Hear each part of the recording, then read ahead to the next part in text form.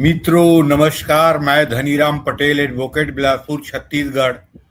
और आज चर्चा करेंगे, क्या युद्ध किसी देश को आर्थिक और सैनिक महाशक्ति बना सकता है?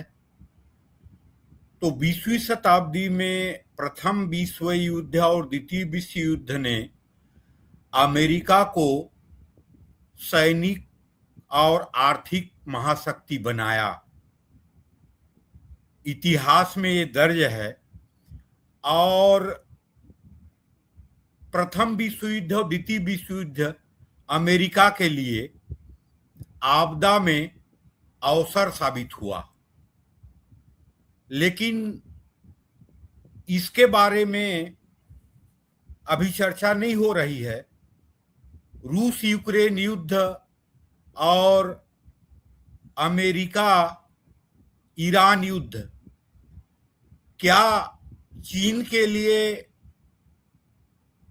आपदा में अवसर साबित हो रहा है, और क्या चीन को आर्थिक रूप से और मजबूत बना रहा है ये दोनों युद्ध? तो इसका उत्तर है हाँ। अभी पूरा आकलन हुआ नहीं है, लेकिन आज रूस यूक्रेन युद्ध और अमेरिका ईरान युद्ध के जो जिसको कहते हैं आपदा में अवसर, ये चीन के लिए आपदा में अवसर साबित हो रहा है। चर्चा शुरू करने से पहले आप सबसे आग्रह करूंगा कि मेरे चैनल DR पटेल एडवोकेट को सब्सक्राइब करें, लाइक करें, शेयर करें। मित्रों, प्रथम विश्व युद्ध 1914 से 1918 तक और द्वितीय विश्व युद्ध 1939 से 1945 तक चली। जो प्रथम विश्व युद्ध 4 वर्ष 3 महीने और द्वितीय विश्व युद्ध लगभग 6 वर्ष चला। तो अमेरिकी औद्योगिक विकास और अमेरिका जो सप्लाई चेन बना दुनिया के लिए और विश्व के सबसे बड़े हथियार निर्माता और निर्यातक बन गया।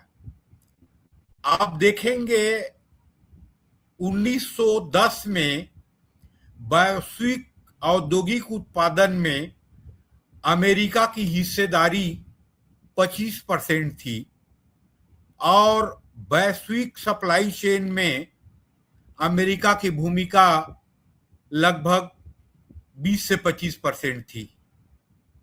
उस समय वैश्विक औद्योगिक उत्पादन में ब्रिटेन की भागीदारी, मैं 1910 की बात कर रहा हूं, 15 से 20% ब्रिटेन और जर्मनी 15%, फ्रांस 10% वैश्विक औद्योगिक उत्पादन में भागीदारी थी और जापान की भागीदारी लगभग 6 से 7% थी। जैसे द्वितीय विश्व युद्ध समाप्त होने आया तो अमेरिकी औद्योगिक विकास इतने आगे बढ़ गया कि 1945 के अंत तक अमेरिकी वैश्विक औद्योगिक उत्पादन में जो भागीदारी है, शेयर है इंडस्ट्रियल प्रोडक्शन में, वो लगभग 60% हो गया था। और सप्लाई चेन में, वैश्विक सप्लाई चेन में अमेरिका की हिस्सेदारी 50% हो गया था। और द्वितीय विश्व युद्ध और प्रथम विश्व युद्ध के बाद जापान की अर्थव्यवस्था, जर्मनी की अर्थव्यवस्था, ब्रिटेन की अर्थव्यवस्था और फ्रांस की अर्थव्यवस्था, जो द्वितीय विश्व युद्ध के पहले जो दो साम्राज्यवादी शक्ति और आर्थिक महाशक्ति थे, खासकर ब्रिटेन, फ्रांस, जर्मनी, तबाह हो चुके थे। और अमेरिका द्वितीय विश्व युद्ध के बाद सभी यूरोपियन कंट्रियों को ऋण देने लगा और अमेरिकी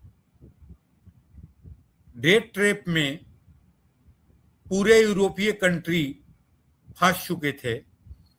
और द्वितीय विश्व युद्ध के समय, प्रथम विश्व युद्ध के समय दुनिया में जो हथियार की निर्यात में अमेरिका की हिस्सेदारी द्वितीय विश्व युद्ध के अंत तक 60% हो चुका था। और अमेरिका प्रथम विश्व युद्ध और द्वितीय विश्व युद्ध में प्रत्यक्ष भागीदारी नहीं था, लेकिन 1941 के पर्ल हार्बर के घटना, जहां पे अमेरिका के नौसैनिक बेड़े में जापान ने हमला किया, उसको तबाह कर दिया, उसके बाद प्रत्यक्ष विश्व युद्ध में अमेरिका भाग लिया और 6 और 9 अगस्त के हिरोशिमा नागासाकी में परमाणु हमला के बाद द्वितीय विश्व युद्ध समाप्त हुआ।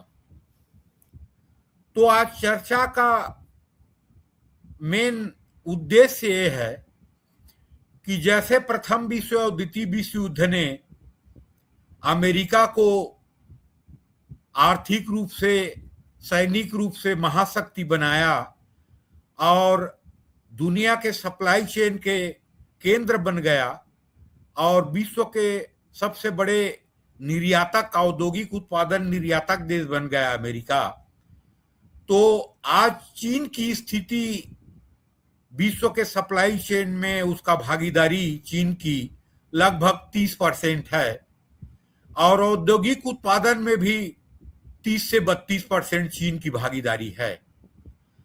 तो क्या ये जो अमेरिका ईरान युद्ध है और रूस यूक्रेन युद्ध है, ये चीन के लिए आपदा में अवसर साबित हो रहा है?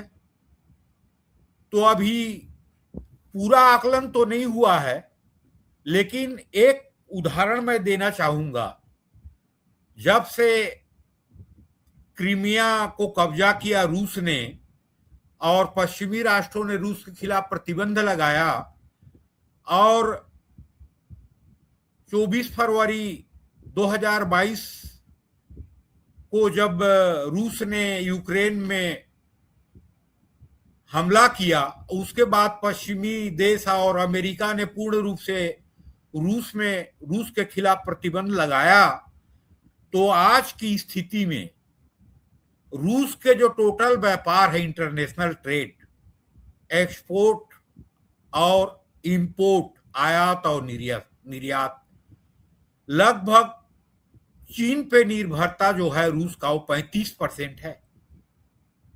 35% आयात और निर्यात आज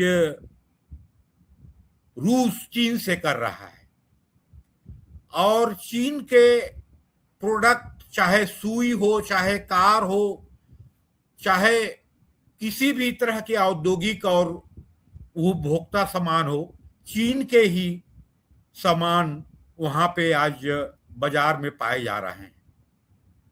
चीन के जितने कार के ब्रांड हैं, जितने इलेक्ट्रॉनिक्स ब्रांड हैं, फोन के ब्रांड हैं, हर चीज आज चीनी सामान से रूस का बाजार पट गया है।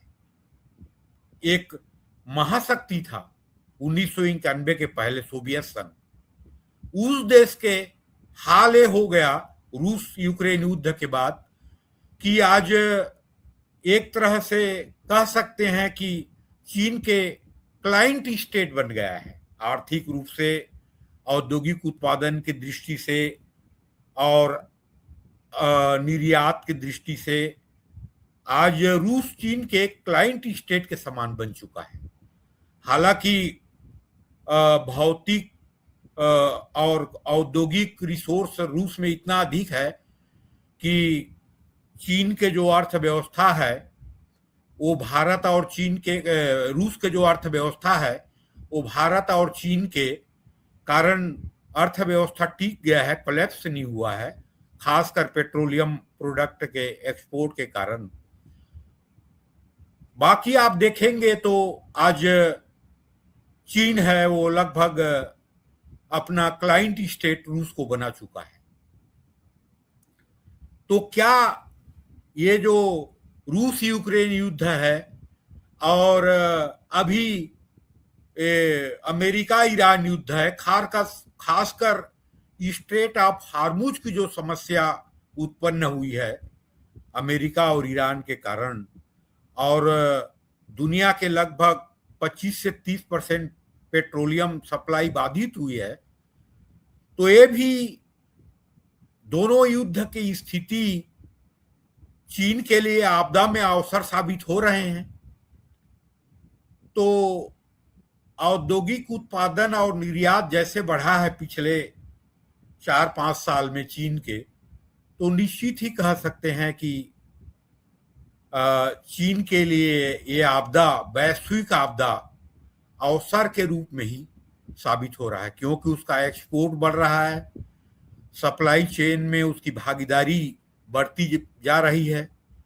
अनुमान लगाया जा रहा है कि दुनिया के सप्लाई चेन में चीन की हिस्सेदारी 2030 तक 35% हो जाएगी, औद्योगिक उत्पादन 35 से 37% हो जाएगी भागीदारी। तो निश्चित ही जैसे प्रथम विश्व युद्ध, द्वितीय विश्व युद्ध ने अमेरिका के लिए आपदा में अवसर साबित हुआ और सैनिक आर्थिक महाशक्ति बन गया अमेरिका, वैसे ही पूर्ण रूप से तो नहीं, कुछ हद तक ये दोनों युद्ध है, अमेरिका, ईरान और रूस, खासकर रूस और यूक्रेन की युद्ध, चीन के लिए भी आपदा में अवसर साबित हो रहा है। मित्रों, नमस्कार।